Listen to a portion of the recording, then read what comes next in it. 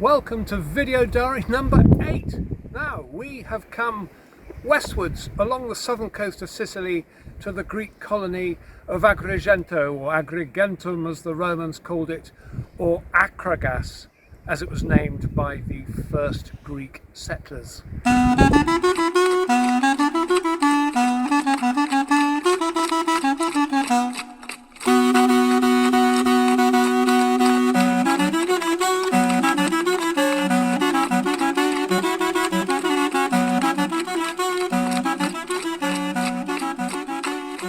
Since Paestum, we have seen very little of the Greek buildings and temples, but here we have the so-called Valley of Temples, and my goodness me, does it dominate the landscape. Actually, it's not in a valley, it's on the temples are on a ridge. Now, the colony of Akragas was founded in the 580s BC, relatively late. Well, I say relatively, that's still 200 years before the philosopher Plato visited Syracuse. And it was created by settlers from the Greek colony of Gela, which is just a little way along the coast to the east of here, Italian Gela and Greek Gela. To the best of my calculation, the people of Gela founded Akragas 108 years after the foundation of their own city, naming the new settlement from the river Akragas. So says Thucydides. Now, the Greek historian also tells us that before the Greeks got here, another seafaring power had made their presence felt here in Sicily, the Carthaginians.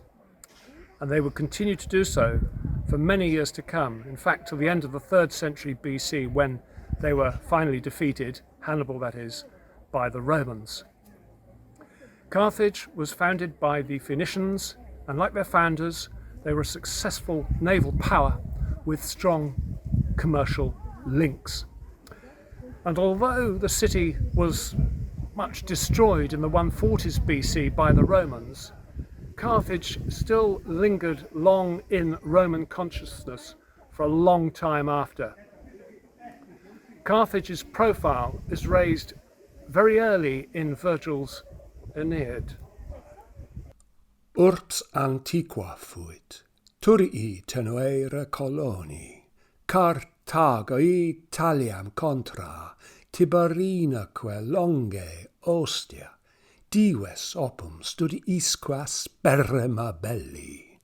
In the first part of the 5th century BC, Akragas teamed up with her neighbour Gela, and together they attacked a Greek colony in the north of the island, Himera.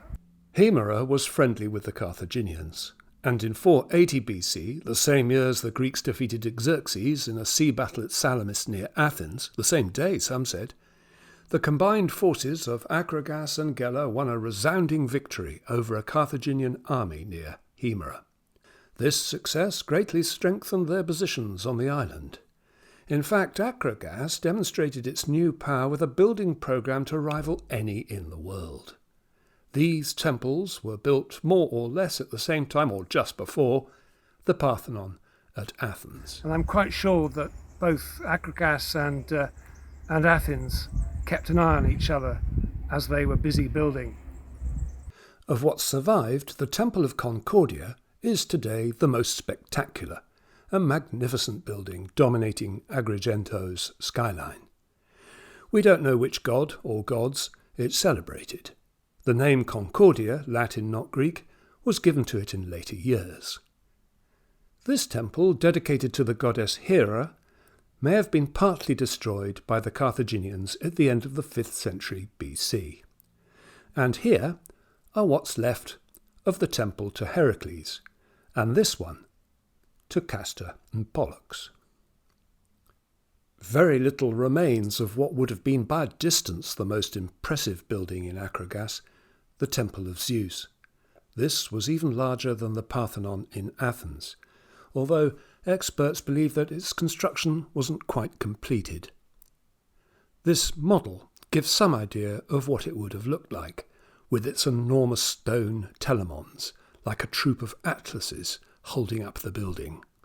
In Akragas, there's an ecclesiasterion, or place of assembly, where the citizens met to discuss their political business. It's larger than the one at Paestum. Agrigent, in its heyday, was well populated and wealthy. One native of Agrigent was a guy called Empedocles, living in the 5th century BC. Now, he was a scientist and philosopher. And remember, the pre-Socratic Greeks, they didn't really draw much of a definitive line between science and philosophy. Now, Empedocles, he was a serious contributor. This guy first came up with the idea of the 4 elements of earth and water and air and fire. And he considered how these interacted, combining in harmony with love as the agent, or the opposite, creating division and conflict with the help of strife. Like Pythagoras, he believed in the transmigration of souls, and argued in favour of vegetarianism. He warned that there was a pecking order for reincarnation, and that wicked people would come back as undesirable creatures. Make sure that you keep your lives nice and pure, folks. Now, one legend has it that Empedocles ended his life by leaping into the crater of Mount Etna. The satirist and writer Lucian, writing in the 2nd century AD in Greek, he went one step further and said that yes, Empedocles leapt into the volcano at Etna, but he was lifted upwards, skywards, by the lava and carried up into the sky and deposited, a little bit singed maybe, on the moon, where he continued to contemplate the universe. Let's hope while up there he made some exciting discoveries. Equally exciting are these finds from tombs in Agrigent, which have revealed a treasure of pottery, including this delightful crater, made locally in the Corinthian style in the 6th century BC. The painted pottery features characters dancing and drinking, as well as characters from the pantheon of gods and the regular cast of mythical heroes. Of the gods, Apollo, Dionysus, Artemis and Heracles seem to be very popular, and it's no surprise that these deities figure early in Italian cults. Among the rich array we find this, found in Gela, but attributed to the painter Astias in Paestum, where much less pottery survived. And this crater from around 425 BC, which was discovered containing the cremated remains of a child. We have now come 60 miles along the coast to the most westerly Greek colony in Sicily, Selinunte, or as the Greeks called it, Selinus.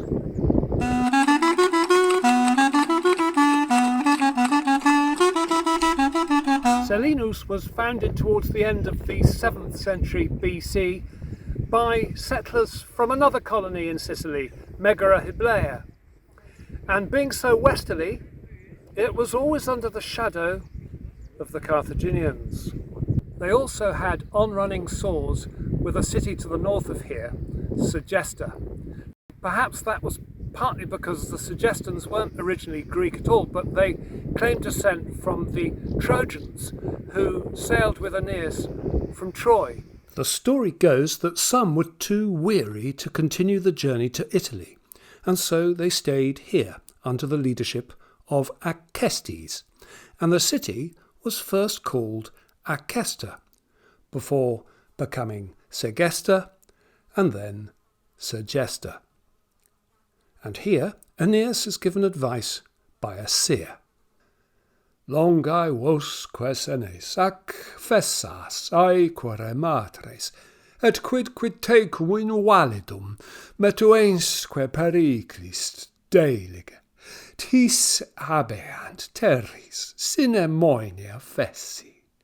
Urbe appellabunt permisso nomen Acestam. You may remember from the previous video the disastrous campaign that the Athenians made to Sicily against the Syracusans. Well, one of the triggers for that campaign was a request from the Segestans to the Athenians to support them in their conflict with Selinus. Now, Segesta even promised the Athenians that they would pay a good part of the costs towards their expedition. They never had the slightest intention to pay up nor the money to do so. In Segesta they even built a temple which was never finished, and which, according to experts today, didn't have the wherewithals to complete the construction. They think it was built for the sole purpose of impressing the Athenians with the splendour and wealth of their city. In fact, Athens was already hooked on the idea of attacking Syracuse and helping their friends, the Democrats, in Leontinoi. But not everyone in Athens was in favour of making this expedition. In fact, one of the commanders, no less, Nicias, tried to persuade his fellow citizens not to make the expedition at all. Now look, in Sicily they have a great many hoplites, many archers and javelin throwers, and a great number of triremes, and more than enough men to form the crews.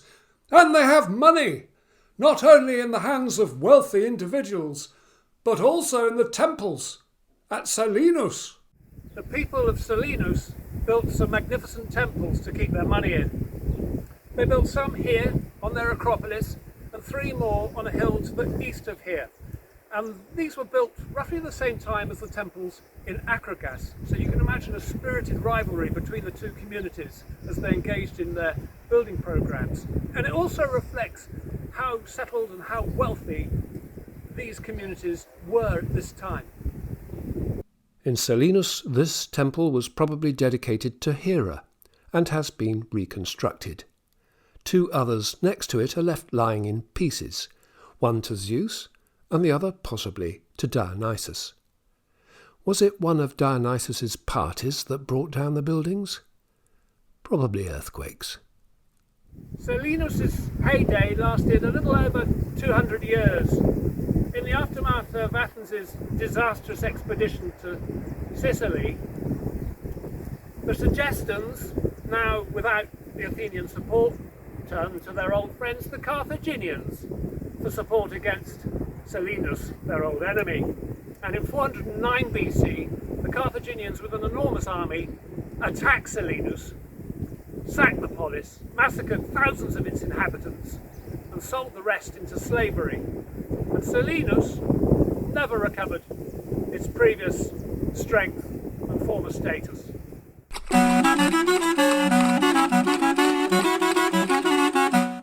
Selinus's old enemy, Segesta, may have claimed descent from the Trojans, but if so, certainly gathered a Greek character as time went by. Around the end of the 4th century BC, they built themselves a theatre, like others of its kind, with a typically spectacular backdrop.